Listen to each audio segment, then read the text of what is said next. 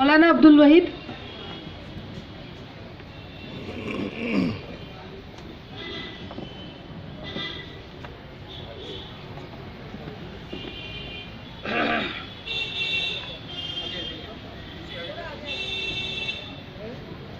अस्सलाम वालेकुम।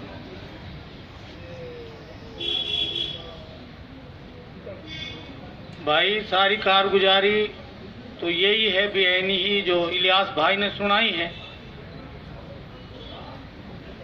ठीक है, ये 10 तारीख की घटना जो उमर, ताहिर, जावेद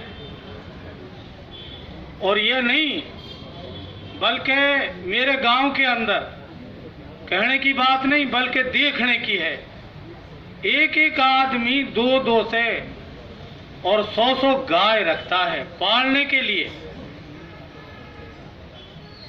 और उनका दूध बेचते हैं और बच्चे पीते हैं और उन्हीं से घर का सारा खर्च चलता है।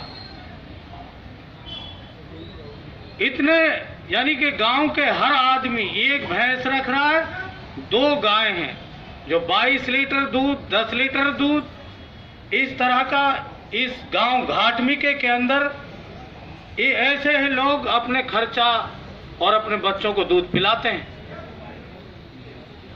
तो ये बेचारे तीनों के तीनों गाय लेने गए थे। और क्यों गए कि भैंस की कीमत, गरीब आदमी है, भैंस की कीमत 1 लाख रुपए पड़ती है और वो दूध 15 लीटर देती है और गाय 22 लीटर दूध की 30,000, 40,000, 15,000, 10,000, 5,000 मिल जाती है।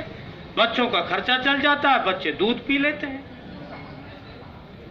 ये इस तरह का हमारे गांव के अंदर रहा। ये बेचारे गाय के लिए गए और परे से आते वक्त जब गाय लेके आए तो गहन का गांव जैसे ही पार किया ऐसे ही, अब इनको मैं क्या कहूं, पुलिस के साथ ये जुड़े हुए लोग हैं। अब इनको मैं गांव पालक के हूं या गौ रक्षक के हूं या कोई गुंडा ग्रुप के हूं जो पुलिस के साथ मिलकर पथराव करता है और पथराव करने के बाद गोलियां चलाता है, जिससे होता क्या है, वो बेचारे जो गांव वाले होते हैं वो भाग जाते हैं और ये गाय अपने पास रख लेते हैं या गौशाले में कर देते हैं या गाय बेच देते हैं और गाड़ी की कुछ चीजें निकाल लेते हैं और गाड़ी को पुलिस के हवाले कर देते हैं और पुलिस उन पे यानी कि गौ तस्करी का केस लगा देती है। उन्होंने भी कमा लिया और पुलिस ने भी केस लगाकर कमाना शुरू कर दिया। इस तरह का रवैया है वहां पुलिस का। इतना बड़ा जुल्म कि अगर हम इस गांव से दूसरे गांव के अंदर अगर अपनी गाय लेकर गए तो पुलिस ने उसको छीन लिया, बेच डाला या गौशाले में कर दिया और उसको गौ तस्करी का केस लगा दिया। इतना बड़ा जुल्म, जबकि हम गाय पालते हैं, वो गाय से हमारा गुजारा होता है।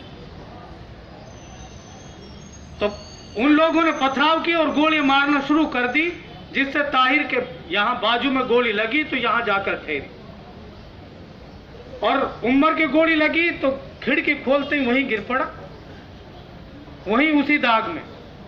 और जो उसका जावेद डलेवर था वो निकलकर फरार हो गया। ताहिर के एक आदमी ने भागकर बंदूक की काट दी, जिससे सर में टांके हैं और खून निकला और नीचे गिर पड़ा, जमीन पर बेहोश हो गया। होश आने के बाद ताहिर बताता है, जो मेरा भाई होता है मुझसे बड़ा, कि भाई मेरे वो पैर मोड़ रहे थे और खत्म कर रहे थे, लेकिन कुछ उनमें से कुछ आदमी आए और उन्होंने ये बात कही कि राकेश वो तो मर गया, ये भी मरेगा, इसे छोड़। मुझे छोड़ दिया और मैं अपने वहां से निकलकर डायना के पास आया। जैसे तैसे गोली लगी हुई है बाजू में, सर से खून जा रहा है और डायना के पास में किसी आदमी से इल्तिजा की कि भाई मुझे बीमा, जो हरियाणा बॉर्डर का लास्ट कस्बा होता है, मुझे वहां पहुंचाया। उसने बेचारे ने दया ली और वहां तक उसको पहुंचा गया। जब हमें खबर पहुंची, हम वहां पहुंचे, हमने उसको हरियाणा अस्पताल में भर्ती किया और उसके बाद उमर के परिजनों को हमने बताया कि ताहिर बताता है कि भाई वहीं गोली लग गई और वो तो वहीं गिर पड़ा, तो पता चलता वो मर गया। तो फिर मैं इन इलियास और उसके भाई कुर्शीद है उमर का, इनके साथ मैं वहाँ गया गोविंदगढ़ थाने। तो एक पुलिस वाला था, उससे पूछा कि भाई यहाँ तुम्हें कोई गाड़ी, गाय या इस तरह के कोई आदमी कुछ मिले? तो उस जो संतरी खड़ा था उसने कहा कि भाई गाड़ी तो मिली है, जिसमें अगले पहिए नहीं है और कोई सामान उसके अंदर नहीं है, और एक दो गाय वगैरह मिली है लेकिन कुछ नहीं मिला। हमने फिर उसको तलाश करने के बाद घर आ गए। दूसरे रोज फिर गए तो उन्होंने जैसे इलियास बता रहा था, मोबाइल से हमें कुछ दिखाया कि ये इसको जानते हो, आप पहचानते हो क्या? हाँ। हमने उसके चप्पल सैंडलों से पहचान लिया कि ये उमर ही है। इसने कहा कि ये रामगढ़ थाने पे रेल की पटरी पे लाश मिली है और आप रामगढ़ थाने जाइए। रामगढ़ थाने गए, वहाँ सैंडल मिल गए और लत्तों से पहचान लिया फोटो में। फिर वहाँ अलवर पहुँचे तो उसको हमने पहचान लिया, जिससे उमर का यहाँ से और यहाँ तक, और ये इधर से गोली लगी और इधर से तमाम कुछ खत्म। इधर से गोली लगी, पीछे का हिस्सा खत्म, और यहाँ से इतना इसका पता नहीं था, अनबन हो चुका था। लेकिन कपड़ों से और इन तमाम चीज़ों से हमने पहचान लिया। उसके बाद गांव आए और गांव से फिर हम गए तो वहाँ बहरहाल ये हुआ कि पुलिस केस किया, वो भी दर्ज हो गया। मेडिकल के लिए वो नाट गए कि भाई यहाँ मेडिकल नहीं हो पाएगा कि गोली नहीं आती इसमें, हमें इसका वो करते हैं एक्सरा। अरे गोली तो साफ दिख रही है, इसमें उंगली घुसा ले, सरिया घुसा दे। हमने डॉक्टर भाई हम तो नहीं करेंगे यहाँ, वहाँ ले जाओ जयपुर। जयपुर को ले गए, जयपुर में इलियास उनके साथ रहा, फिर बाकी में घर आ गया। तो कहने का मतलब यह है कि इतनी बड़ा जुल्म पुलिस कर रही है और उनके साथ मिलकर एक गिरोह इस तरह का काम कर रहा है।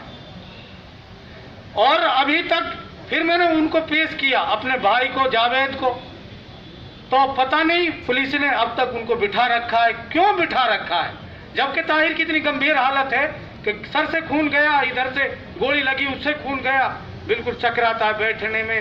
कल भी मैं मिला, भाई मेरे चीज है, मुझे गोलियां दे जा, और लड़खड़ाता है। मैं कह रहा हूँ भाई इन्हें हमें दे दो। पुलिस ने अब तक भी उनको हमें नहीं दिया, अभी उनके पास है। और वो मुलजिम 2 या 3 बताते हैं, अब तक पूरे मुलजिम जो 6-7 ताहिर बताता है वो अभी तक पूरे नहीं है। तो हम न्याय चाहते हैं कानूनी एतबार से सरकार से, कि कानूनी एतबार से हम न्याय मिले। वो 6 थे, 7 थे, वो पूरे गिरफ्तार हों, जेल जाएं। और अब उसके 8 बच्चे हैं उम्र के, और उसके 7 बच्चे हैं जो दूध के लिए गए थे, आज उनके पास कुछ नहीं है। तो सरकार से वो मांग भी की थी जो इलियास बता रहा था, अब तक वो तमाम कुछ नहीं है। इसलिए हम कानूनी एतबार से सरकार से न्याय चाहते हैं, और इसी पे मैं अपनी बात को खत्म करता हूँ।